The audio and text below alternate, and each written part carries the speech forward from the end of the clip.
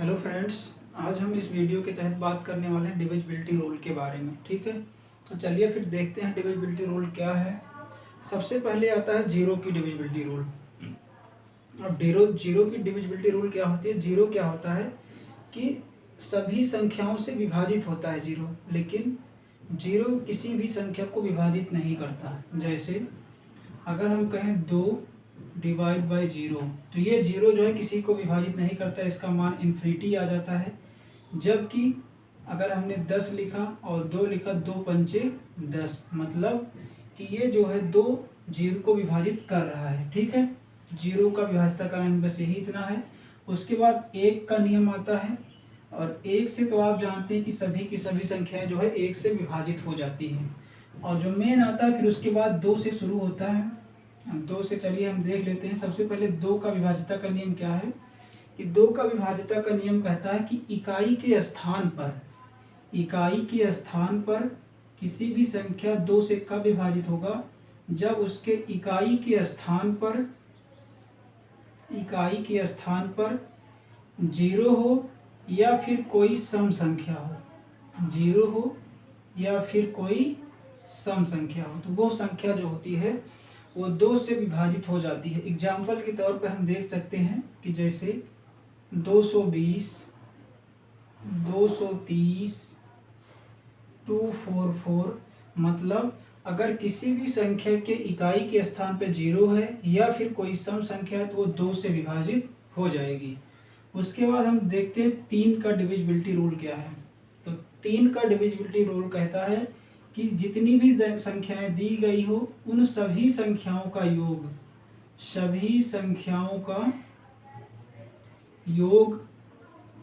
जो सभी संख्याओं का योग होता है वो जो है 3 से विभाजित होना चाहिए। ठीक है, जैसे हम बात करें, अगर कोई संख्या लिखते हैं 2, 3, 5 और उसके बाद 1, 2, तो इसको हम चेक करते हैं क्या ये 3 से डिविजिबल है। अगर 3 से डिविजिबल है तो इन सभी संख्याओं का जो योग होगा वो 3 से डिवाइड हो जाएगा। जैसे 2, 3, 5, 5, 10, 10, 1, 11, 11, 2, 13। अब 13 जो है 3 से डिविजिबल नहीं है, तो ये संख्या 3 से डिविजिबल नहीं है। अब अगर हमें 3 से विभाजित करना है तो 2 और ऐड कर देंगे, तो यहाँ पे क्या होगा, फिर से 2, 3, 5, 5, 10 और 5, 15। अब ये संख्या जो है 3 से विभाजित है। तो 3 से विभाजित का नियम केवल यही है कि सभी संख्याओं के अंकों का योग जो है वो 3 से विभाजित होना चाहिए। ठीक है, 2 + 3 + 5 + 1 + 2 बराबर 15। अब ये 15 इस 3 से विभाजित है, तो ये संख्या हम कह सकते हैं ये 3 से पूरी विभाजित है। अब देखते हैं 4 के विभाजिता का नियम। 4 का विभाजिता का नियम क्या कहता है कि लास्ट की इकाई दहाई से बनी संख्या,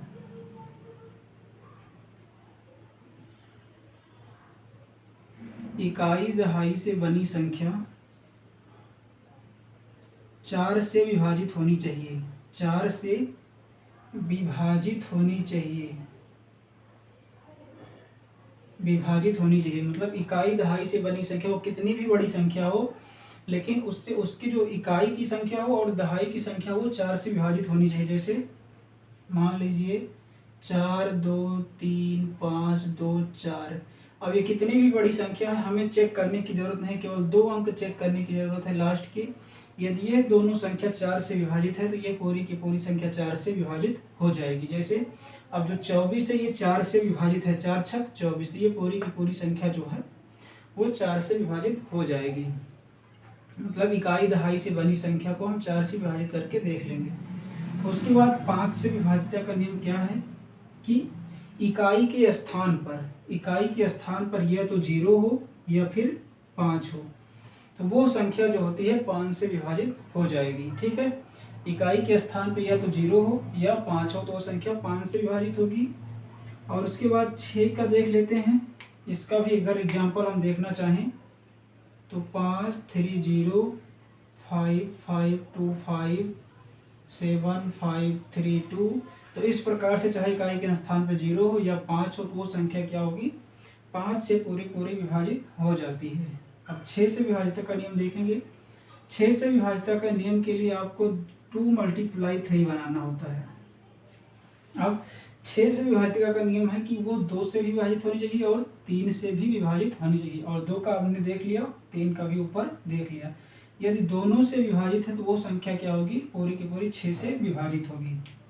7 से विभाजित का नियम क्या है, इसमें कहता है कि जैसे मान लीजिए अगर कोई संख्या दी गई है 343, मान लीजिए हम ले लेते हैं 343, तो 7 का बेसिकली यही विभाज्यता का नियम कहता है कि इकाई की बनी संख्या का 2 गुना कीजिए, 3 इंटू 2 6, इस इकाई की संख्या का 2 गुना कीजिए और शेष संख्याओं से इसको माइनस कर दीजिए। अब बचा कितना है 34 और माइनस 6 कर दीजिए ये वाला, तो यहाँ जो आएगा वो आएगा 28। अब देख लीजिए ये संख्या विभाजित है कि नहीं, तो 7 चौक 28, तो ये विभाजित है। तो बेसिकली 7 का नियम यही कहता है।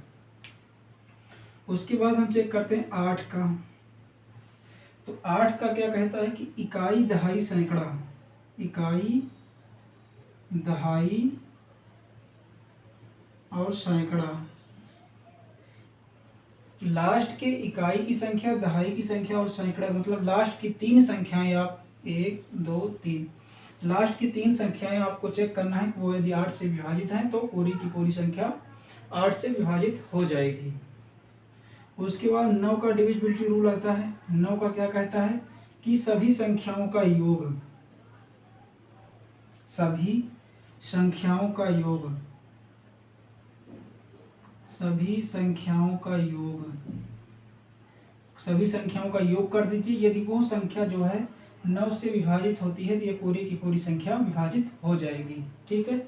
उसके बाद 10 का विभाज्यता का नियम, उसके बाद लास्ट में 0 होना चाहिए, इकाई अंक क्या होना चाहिए 0। यदि इकाई का अंक क्या है 0 तो वो पूरी की पूरी संख्या जो है 10 से विभाजित हो जाएगी। उसके बाद 11 का आता है। अब 11 का क्या होता है, 11 में क्या होता है कि सम और विषम संख्याओं के योग का अंतर, सम व विषम, सम व विषम स्थानों, सम व विषम स्थानों के योग का अंतर। जैसे मान लीजिए आपको मिल गया 1331, क्या मिल गया 1331।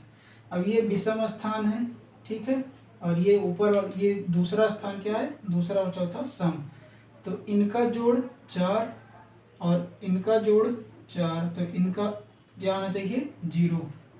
सम व विषम स्थानों के योग का अंतर जो है या तो 0 आए या तो 11 का मल्टीपल आए। ठीक है, तो वो संख्या 11 से विभाजित होती है। अब हम चलते हैं आगे की तरफ।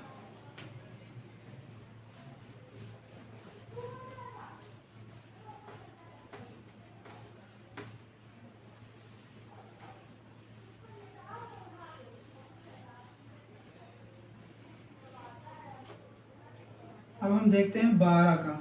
12 का डिविजिबिलिटी रूल क्या कहता है कि 12 को डिविजन होने के लिए वो 3 से विभाजित होनी चाहिए और 4 से, 3 से विभाजित होना चाहिए 4 से, और 3 और 4 किससे विभाजित हो इसका रूल हमने देख लिया।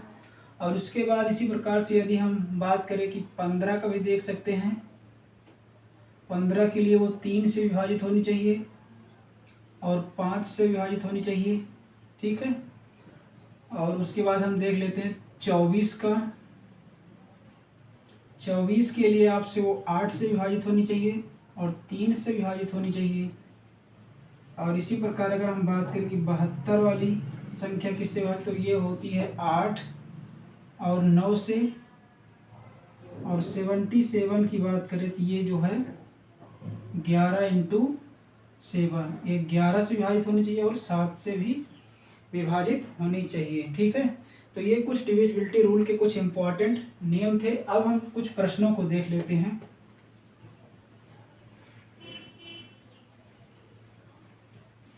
अब हम चलते हैं कुछ प्रश्नों की तरफ।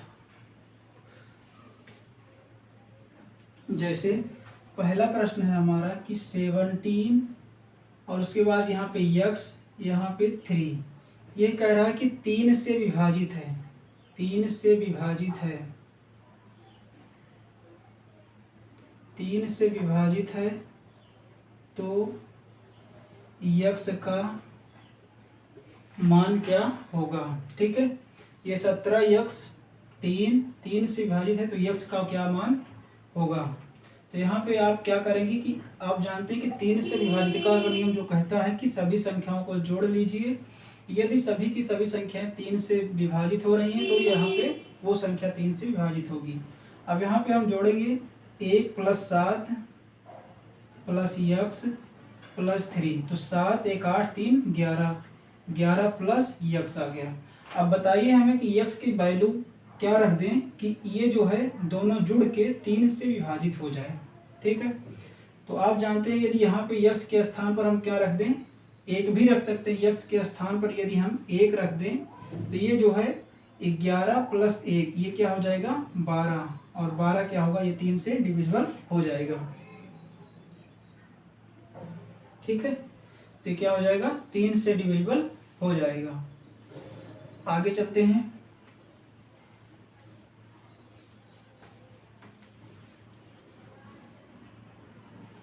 अगला प्रश्न देखते हैं हम। अगला है कि 18x 4, और ये संख्या जो है 4 से विभाजित है। किससे विभाजित है, 4 से विभाजित है, तो यक्स का यहाँ पे मान बताना है। अब 4 से विभाजित का नियम क्या कहता है कि इकाई और दहाई से बनी संख्या यदि 4 से विभाजित है तो वो संख्या जो है 4 से विभाजित हो जाएगी। चलिए इसमें आप बताइए कि सबसे छोटी क्या होगी। सबसे छोटी कभी पूछता है कि सबसे छोटी, उसके बाद कभी पूछता है कि सबसे बड़ी। तो सबसे छोटी के लिए हम सबसे पहले 0 से चेक करते हैं, 0 रखते हैं, तो यहाँ 0 रखेंगे तब भी विभाजित है। ठीक है, तो यहाँ पे यक्स का मान क्या हो जाएगा 0। तो ये संख्या यक्स बराबर 0 रखने पर 4 से पूरी विभाजित हो जाएगी। चलिए अब आगे चलते हैं। आगे है कि 524 और उसके बाद यक्स, और ये संख्या कह रहा है कि 8 से विभाजित है, 8 से विभाजित है, तो सबसे छोटी संख्या क्या होगी, यक्स का सबसे छोटा मान क्या होगा। तो 8 से विभाजित का नियम क्या कहता है कि 8 से विभाजित का नियम ये कहता है कि लास्ट की 3 संख्याएं जो है वो यदि 8 से विभाजित हैं तो पूरी संख्या जो है वो 8 से विभाजित हो जाएगी। तो यहाँ पे हम देख लेते हैं कि यहाँ पे 24 है।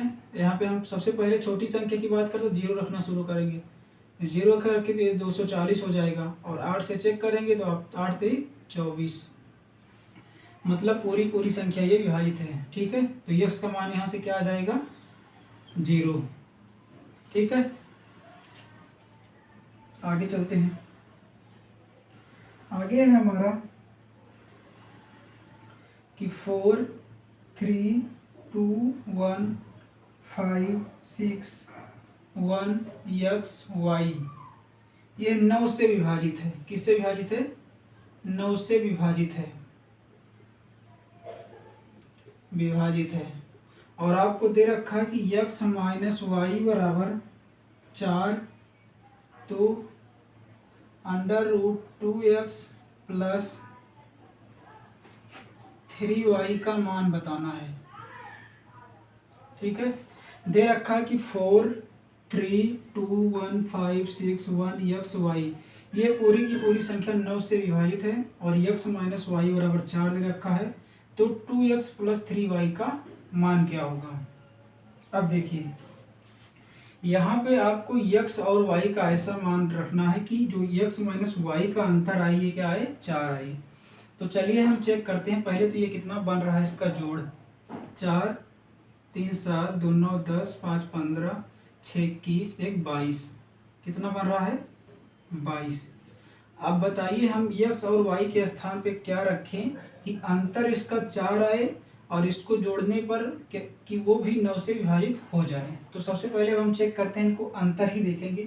मान लीजिए यक्स की वैल्यू हमने 9 ले लिया और वाई की वैल्यू 5 ले लिया, तो ठीक है, 9 - 5 4 तो आएगा, लेकिन अब जोड़ने पर भी 9 से विभाजित होना चाहिए, तो 22 8 30 31 5 36, ठीक है, मतलब अब 36 बन रहा है ये।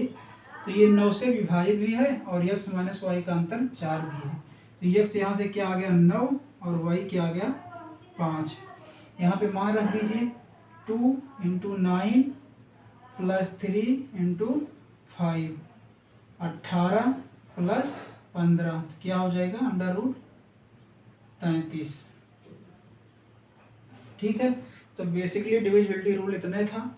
और वीडियो आपका कैसा लगा ज़रूर बताना। धन्यवाद।